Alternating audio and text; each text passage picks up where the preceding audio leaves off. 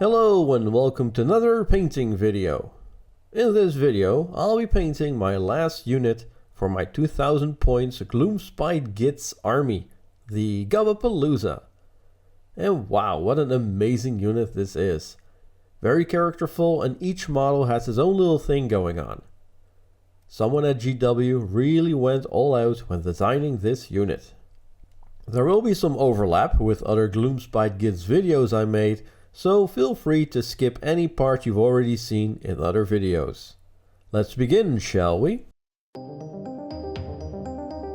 How do I paint goblins? After priming with black and creating a zenithal highlight, I base coat the skin with Druchii Flesh.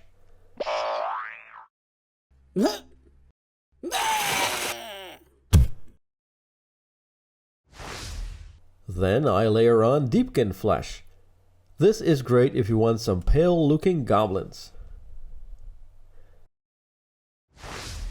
Then I highlight the skin with a mix of Deepkin Flesh and Palace Witch Flesh. The nails on the toes get a coat of Orc Flesh. Teeth get a coat of Skeleton Horde. For some evil looking red eyes, I paint them with Evil Sunz Scarlet. And apply a dot of light reflection of Dorn Yellow. The robes are first shaded with Glyph Grey. Then painted with Black Templar. This sets the base for nice dirty looking black robes. I highlight the robes with Thunderhawk Blue and add a final highlight with Fenrisian Grey.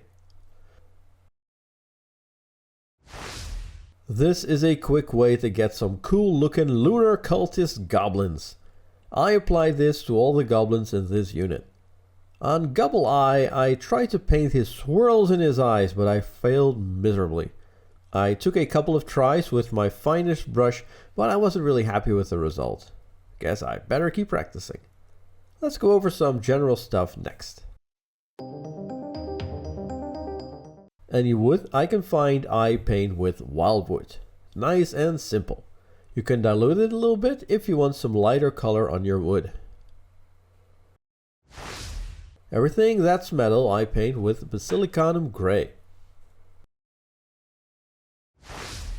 And shade with Agrax Earthshade.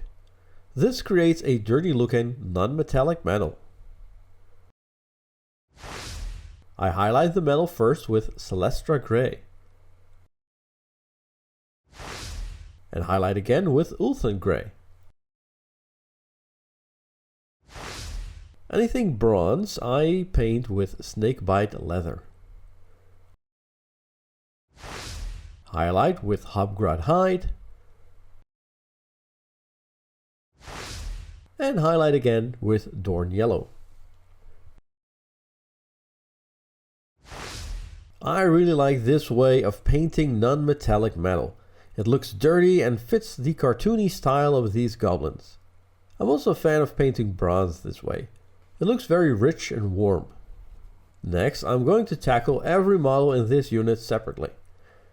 If I find any common bits on other models, I will paint them right away. For instance, the bottles that are both on Spiker and Brewgit. The Squig skeleton is first painted with Ushabti Bone. I watered it down a little bit and kept the dark, shadowy areas alone. I shade the skeleton, well, what do you know? Skeleton Horde. I layer back some Ushabti Bone. And highlight with Screaming Skull to get a nice sun-bleached looking skeleton. I first added Basilicanum Grey to the mask, but I forgot to film this. Afterwards, I stipple on Averland Sunset to make it look like the metal mask has been poorly painted by the Git. I shade the yellow paint with Abaddon Yellow and highlight with Flash Gitz Yellow. It's a toothless goblin running around with a squig skeleton while another goblin is trying to scare whatever it is they're running towards with a weird mask. I mean, it sounds like something Gitz would do, right? The cool looking spider bit on his staff is painted with Gorguntra fur. Highlighted with Scrag Brown.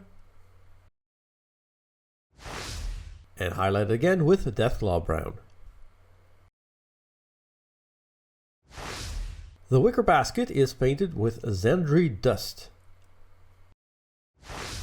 Shaded with Agrax Earthshade. And highlighted with Carroburg Stone. For the bottles, I'm using a new paint from Greenstuff World called Blue Glacier Drip. It's a contrast-like paint and it's very light blue. Pretty much blue horror in contrast form. And perfect for painting quick bottles. Next, I'm painting the fluids inside the bottles. For red fluid, I pick Evil Sunz Scarlet.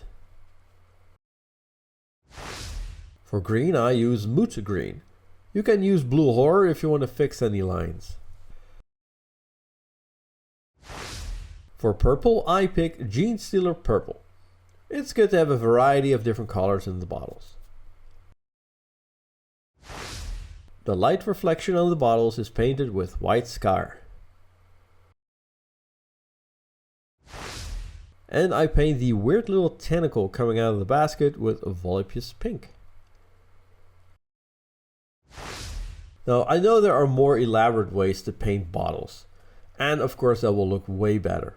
The reason I'm keeping it simple is that I'll be adding object source lighting at the later stage, and that might cover up any fancy paint jobs. I'm going to try some wet blending. First, I shade the smoke coming from the staff with Targor Rage Shade. While it's still wet, I shade the smoke with Druchii Violet, but I don't go over the entire thing. I want the smoke to be light at the bottom and dark at the top. Again, while everything is wet, I apply Shyish Purple. I'm painting more focus on the tip of the smoke. And I end the wet blending with Black Templar, just focusing on the tips of the smoke. To finish the smoke, I highlight certain parts with Abaddon Grey. The little bat I paint with Black Templar. This black has a light bluish finish, which I really like. I highlight the bat with Fenrisian Grey. And add another highlight of Blue Horror. I really like the smoke coming from the staff. Alternatively, I could have used the airbrush to create a gradient, but it's fun to try new things. Next up we have the Brewgit. I start with painting the brew he's making with Tesseract Glow. This really looks like some toxic looking fungus beer. The little stove on his head I paint with Evil Sunz Scarlet. I also add this on the bottom of the kettle. I want to make sure the metal kettle looks like it's boiling. I highlight with Wild Rider Red. I use a stippling motion to highlight on both the stove and the kettle. And I add a final highlight of Fire Dragon Bright. With Abaddon Black, I paint some of the hot coals in the fire. The poor little frog is painted with Aethermatic Blue contrast paint, then highlighted with Blue Horror. Finally, I paint the little snails with Druchii Violet. All the critters on my Gitz all have bright neon-like colors. Because, you know, that's what happens when you live inside a psychedelic cave. It's difficult to determine which model is my favorite of the bunch, but I think the Brewgit comes very close. Anyway, on to the last model, the Shroomancer. As you can see, I already painted some parts with the previous steps, but let's paint a living moon. I base coat with Averland Sunset. And shade with Reichland Flesh Shade. For me, this is the old school way of painting yellow. You can of course use Yenden Yellow or some of the many other yellow contrast paints. I layer on Uriel Yellow. Then I layer on Flesh Gitz Yellow. And highlight with Dorn Yellow. I love the fact the Shroomancer is stripping and we're seeing everything that is happening. From his staff coming to life to little mushroom men trying to attack him. There's also a flying mushroom which I'll be painting next. I want to make this mushroom look a little bit more unique, so I base coat the little monster with Deepkin Flesh. I layer on Deathclaw Flesh. And highlight the entire monster with Flayed One Flesh. I shade the head with Carroburg Crimson. I still didn't think it was red enough, so I layered on Blood Angel Red to get a more brighter looking red. Finally, I painted the spots on his head with raised bone for that classic mushroom look. Such a cool way to model this monster flying to him. Next we have a giant mushroom he's sitting on.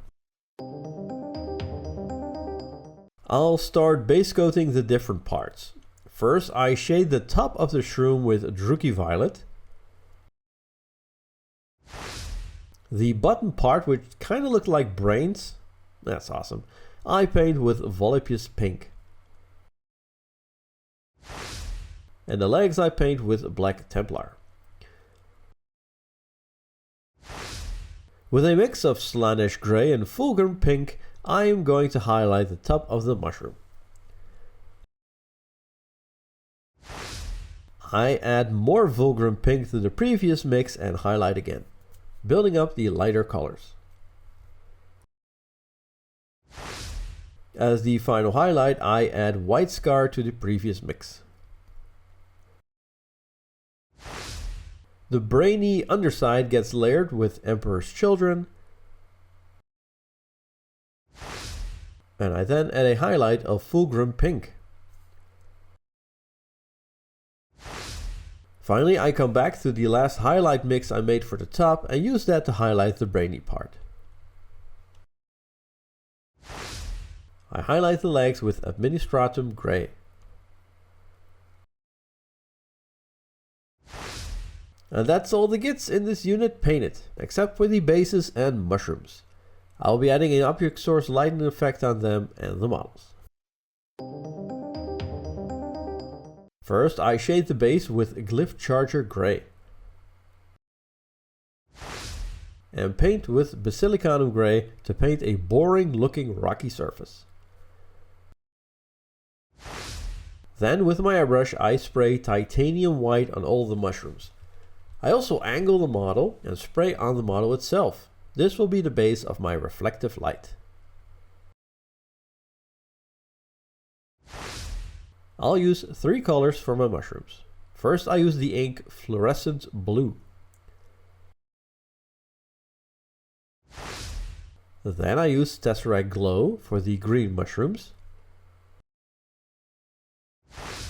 And the remaining mushrooms are sprayed with a mix of Rose Light and Magenta inks. You could leave it like this and call it a day, but it'll be better to add some additional highlights. The blue lights are highlighted first with a mix of Lothran Blue and Blue Horror. Then I add a highlight of Blue Horror. And I finish with a highlight of Blue Horror mixed with White Scar. The pink lights get a highlight of Emperor's Children mixed with Fulgrim Pink. Then a highlight of Fulgrim Pink.